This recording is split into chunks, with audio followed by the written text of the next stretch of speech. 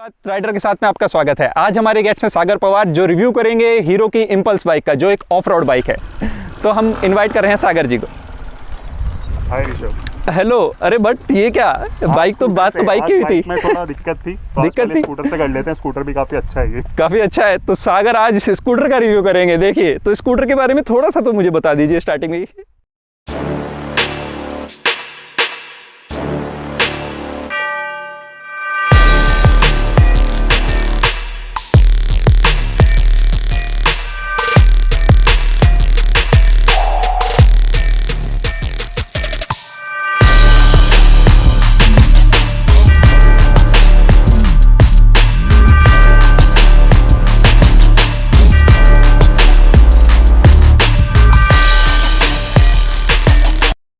सागर आज स्कूटर बात तो बाइक की हुई थी इम्पल्स की।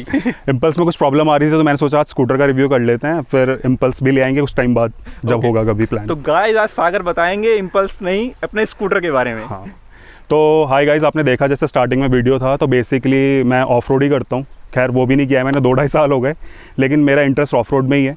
पर मोटरसाइकिल में कुछ प्रॉब्लम थी तो आज मैं स्कूटर लेके आया हूँ अपना। मैंने सोचा इसका रिव्यू कर लेते हैं क्योंकि I think you should know these things कि इसमें क्या क्या प्रॉब्लम है और क्या क्या इसके कॉन्स हैं। क्योंकि इसको लोग एडमायर तो बहुत ज़्यादा करते हैं लुक से और थोड़ा हाइप बेस स्कूटर की, लेकिन जो एक ओनर के पर्सपेक्टिव से जो सफरिंग्स मैंने झेली हैं इसके साथ, या आप कहोगे जो डिलाइटफुल मेरा एक्सपीरियंस रहा है, वो सब कुछ मैं शेयर करूँगा आप लोगों से स्कूटर के बारे में। तो सागर सबसे पहले तो आप हमारे व्यूअर्स को अपने बारे में कुछ बता दीजिए।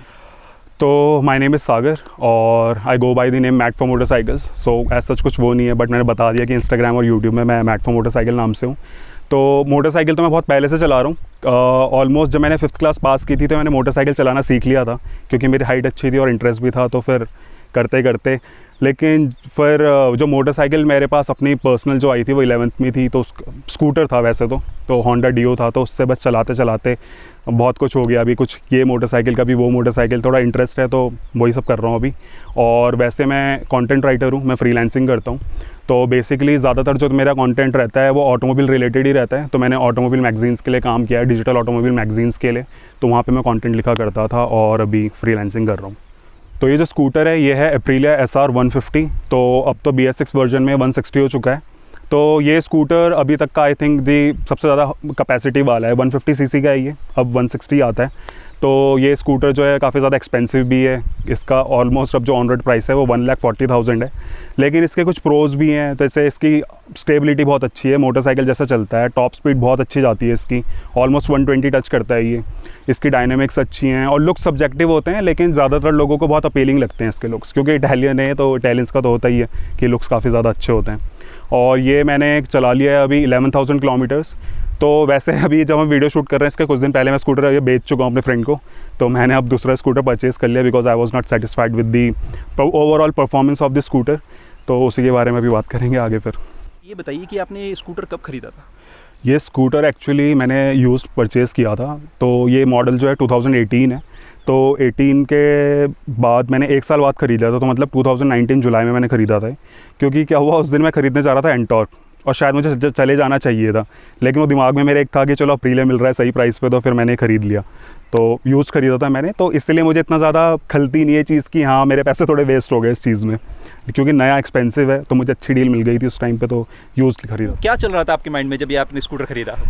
एक्चुअली स्कूटर के साथ ये है ना कि हमेशा से मुझे ऐसा लगता है कि मेरे पास मोटरसाइकिल भी हैं, लेकिन स्कूटर ना बहुत प्रैक्टिकल लगता है मुझे कि if you are not using a car. तो डेली ऑफिस जाने में आपको इतना सारा सामान लेके जाना पड़ता है, बारिश होती है, कीचड़ विचड़ ना मोटरसाइकिल में बहुत ज़्यादा आता है। और ऑफिस आप जाओगे तो फिर अच्छा नहीं लगता कि आप कपड़े वपड़े गंदे करके आ रहे हो, क्योंकि एक बार जिसने स्कूटर चला लिया होता है ना उसको आदत पड़ जाती है स्कूटर के कन्वीनियंस की। तो उस टाइम भी मैं सोच रहा था कि अब नया स्कूटर ख़रीदते हैं, तो मैंने सोचा कि चलो स्कूटर ख़रीद रहे हैं तो थोड़ा परफॉर्मेंस भी मिल जाएगी। तो अप्रीलिया मेरे दिमाग में आया कि चलो डेली कम्यूटिंग में भी थोड़ा फ़न होगा। तो ये सब चीज़ें दिमाग में थी और इसकी हैंडलिंग और लुक्स वगैरह अच्छे लग रहे थे मुझे, और कोई ऑप्शन था नहीं उस टाइम पे ऐसा एज सच। वो एंटॉर्क का मैंने बताया था, लेकिन ये लुक्स में मुझे ज़्यादा अच्छा लग रहा था, तो इसलिए मैंने ख़रीद लिया था स्कूटर ये। जैसा हम जानते हैं कि आपके पास एक बाइक भी है और स्कूटर भी है, तो इन दोनों को आप बताएंगे किस तरह आप कंपेयर करते हैं कि कैसा फील करा है आपने राइड करते हुए? देखो, ये जो स्कूटर है ना इसमें परफॉर्मेंस तो आपको मिलेगी मोटरसाइकिल वाली ही, उतनी क्विक नहीं है, लेकिन टॉप स्पीड वगैरह ऐसी है कि आप मैच कर सकते हो। आप किसी आपके साथ फ्रेंड है, आप कहीं जा रहे हो तो ऐसा फील नहीं होगा कि आप पीछे छूट गए, वो बाइक में वो भाग गया आगे, ऐसा नहीं होगा। कन्वीनियंस भी है इसमें स्कूटर की, लेकिन इसमें कुछ कुछ हैं प्रॉब्लम्स भी, मतलब कि जो बाकी स्कूटर्स में नहीं होती। तो मतलब अगर कोई स्कूटर ख़रीदता है ना, तो मुझे ऐसा लगता है कि वो प्रैक्टिकलिटी उसके माइंड में है। तो ये उतना ज़्यादा प्रैक्टिकल नहीं है जितने बाकी स्कूटर्स हैं, लेकिन वही है, हर चीज़ के साथ गुड्स एंड बैड्स तो रहता ही है। तो फिर इसमें भी वही चीज़ें हैं जो हम, चलो आगे मैं प्रोज एंड कॉन्स में डिस्कस करेंगे इसके बारे में व्यूअर्स को। तो व्यूअर्स को आप बताइए कि इसका कैसे मेंटेनेंस किया जा सकता है। इसका मेंटेनेंस का तो ये है कि यहाँ पे देहरादून में तो इसका ऑथराइज सर्विस सेंटर एक ही है सिर्फ, और वो जो उसकी हालत है वो ऐसी है कि आप अपने आप सही करवा लो उसको तो ज़्यादा बेटर है। एक तो उन पर सामान कभी नहीं मिलता, क्योंकि इसका रियर व्यू मेरे टूट गया था अभी नवंबर में, और मैंने तब ऑर्डर डाला था और आज फरवरी आ गया, उनके पास अभी तक पहुँचा नहीं है वो। और दूसरा इसका सैड पार्ट ये है कि इसका सामान आपको बाहर कहीं मिलता ही नहीं है, क्योंकि आधे लोगों को तो पता ही नहीं कि अप्रीलिया जैसे भी कोई ब्रांड है जिसका स्कूटर भी है ऐसा। और इसके पार्ट्स ना थोड़े एक्सपेंसिव भी हैं, क्योंकि इनका मिलता है सिर्फ सर्विस सेंटर में। तो सर्विस सेंटर में जो इसके पार्ट्स हैं ना, काफ़ी ज़्यादा एक्सपेंसिव हैं as compare to other scooters. तो इसमें सर्विस के लिए मैं कहूँगा कि इतना अच्छा एक्सपीरियंस नहीं है। अगर आप इससे कोई सस्ता स्कूटर खरीदोगे ना, एक्टिवा और या कोई होंडा का स्कूटर या टीवीएस का स्कूटर, तो आपका आफ्टर सेल सर्विस एक्सपीरियंस बहुत अच्छा रहेगा। अच्छा। यहाँ से तो आप ये उम्मीद छोड़ दो कि आपने बस खरीद लिया स्कूटर, अब आपको खुद ध्यान रखना है इसका, कंपनी की तरफ से कुछ नहीं होगा ऐसा। कंपनी की तरफ से हाँ। जैसा कि स्कूटर्स और बाइक्स में एक माइलेज इंपॉर्टेंट पार्ट होता है, तो आप बताइए कि इसका माइलेज कैसा रहा है। मैंने एक्सपेक्ट किया था कि ये थोड़ा माइलेज बेटर देगा, क्योंकि स्कूटर मैं सोचता हूँ कि कम्यूटिंग में ट्रैफिक में ना पेट्रोल वेस्ट होता है। तो मैं सोच रहा था कि डेली का जो पेट्रोल वेस्ट होगा वो किसी दिन वीकेंड राइड पे लगा देंगे वाला पेट्रोल, पर ये तो खून से चल रहा है। बाकी स्कूटर पेट्रोल लगता है। हाँ। इसका माइलेज इतना ख़राब है ना कि मतलब ये 28-30 से ऊपर तो कभी गया नहीं। अब लोग कहते हैं कि इसकी परफॉर्मेंस अच्छी, इतना तो देगा ही, लेकिन टीवीएस एंटॉर्क जो है वो इक्विवेलेंट है उसकी परफॉर्मेंस, उसका माइलेज बहुत अच्छा है। तो इसको आप कैसे भी चला लो, इसका माइलेज यही रहता है। अगर आप इसको कंटिन्यूसली हाई स्पीड में चलाओगे ना, तो ये 24-25 भी पहुँच जाता है इसका माइलेज। और मेरे पास डोमिनार है, वो अगर आप हाईवे पे चलाओ तो 24-25 वो भी देती है। तो फिर वही है कि जो इसका माइलेज और वो परफॉर्मेंस वाला जो रेशियो है ना, वो थोड़ा गड़बड़ाया हुआ सा है, इतना अच्छा नहीं है इसका माइलेज। BS6 में लोग कह रहे हैं कि 40 तक दे देता है, तो ठीक है फिर 40 तक तो अगर देख सकते हैं। यही सजेस्ट करूंगा कि आप अप्रीलिया मत खरीदो, टीवीएस एंटॉर्क खरीद लो या देख लो कोई और स्कूटर, क्योंकि इसके साथ प्रॉब्लम्स ज़्यादा हैं। ये इतना ज़्यादा डिलाइटफुल लगेगा नहीं आपको इसके साथ एक्सपीरियंस। तो व्यूवर्स देख रहे हैं कि राइडर का जो एक्सपीरियंस रहा है वो स्कूटर के साथ क्या रहा है, उन्होंने प्रोज एंड कॉन्स भी आपको बता दिए हैं। ठीक है, तो उसके अकॉर्डिंगली ही आप एक स्कूटर जब बाय करने जा रहे हैं तो प्रोज एंड कॉन्स मैटर करते हैं बिल्कुल, और राइडर ही एक एक्सपीरियंस सही बताता है कि किस तरीके से एक स्कूटर इंपॉर्टेंट हो सकता है और कब उसे कैसे लेना चाहिए। कि आपका राइडिंग एक्सपीरियंस जो है इस स्कूटर के साथ कैसा रहा और कहाँ कौन सी राइड आपने इस स्कूटर के साथ अब तक की है। तो बेसिकली तो मैंने कम्यूटिंग के लिए ख़रीदा था कि ऑफिस टू घर, घर से ऑफिस जाने के लिए, और थोड़ा बहुत कभी वीकेंड पे जाना होता है क्योंकि बाइक है उस काम के लिए। तो लेकिन मैं एक बार गया हूँ, ऐसे सिमिलर स्कूटर मेरे फ्रेंड पे भी है, तो हम लोग यहाँ से गुड़गांव गए थे। डबल मतलब पिलियन भी थे।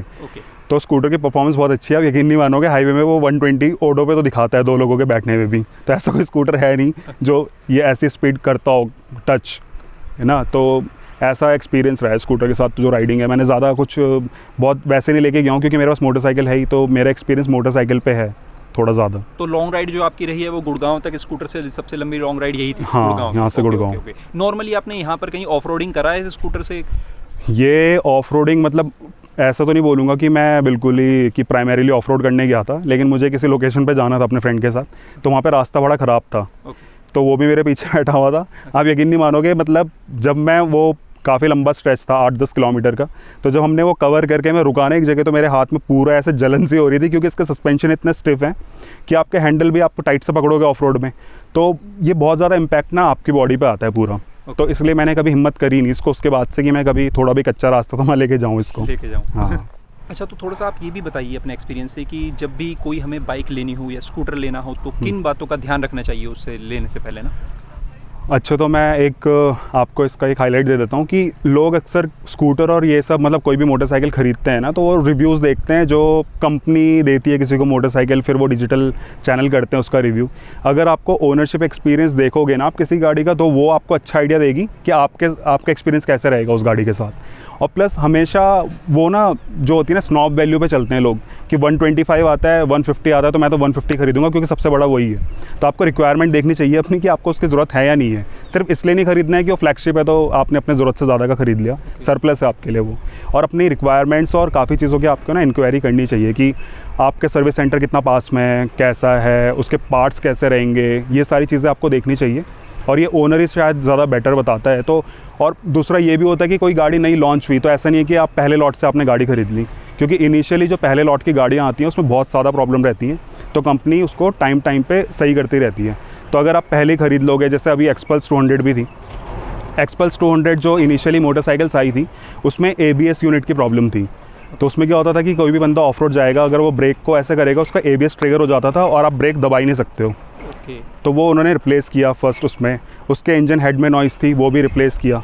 तो ये सारी दिक्कतें आती हैं फर्स्ट बैच में। तो अगर वो लोग कहते हैं ना कि first in Dehradun, first in India, तो ये दिखा लोगे आप 4-5 दिन के लिए, लेकिन इसका बहुत कुछ आपको फिर सफ़र भी करना पड़ेगा। तो इट्स ऑलवेज़ बेटर कि आप थोड़ा वेट करो, उस मोटरसाइकिल का एक्सपीरियंस देख लो, इश्यूज़ क्या क्या आते हैं उसमें, फिर ही कोई गाड़ी खरीदो। तो व्यूवर्स, आज हमारे गेस्ट हैं जो सागर पवार, जिन्होंने अपना एक्सपीरियंस शेयर किया अपने स्कूटर के साथ, और इनका एक इंस्टाग्राम भी है मैड फॉर मोटरसाइकिल्स। आप वहां पर जाकर इनके पेज को लाइक कीजिए और वहां से आपको इनके बारे में और इन्फॉर्मेशन मिलेगी। और आप भी एजेंट 30 को सब्सक्राइब कीजिए, और अगर इंस्टाग्राम में देख रहे हैं तो फॉलो कीजिए, क्योंकि देहरादून का एक पहला ही मुझे लग रहा है और कोई ब्रांड है नहीं जो इस टाइम पे ऑटोमोबाइल अपैरल्स की तरफ आया है आगे। तो I think we should support them. तो अच्छा रहेगा, फिर हम भी बोल सकेंगे ना कि भाई हमारे देहरादून का भी ब्रांड है एक मोटरसाइकिल में। तो definitely support them. Okay, thank you very much Sagar. Okay.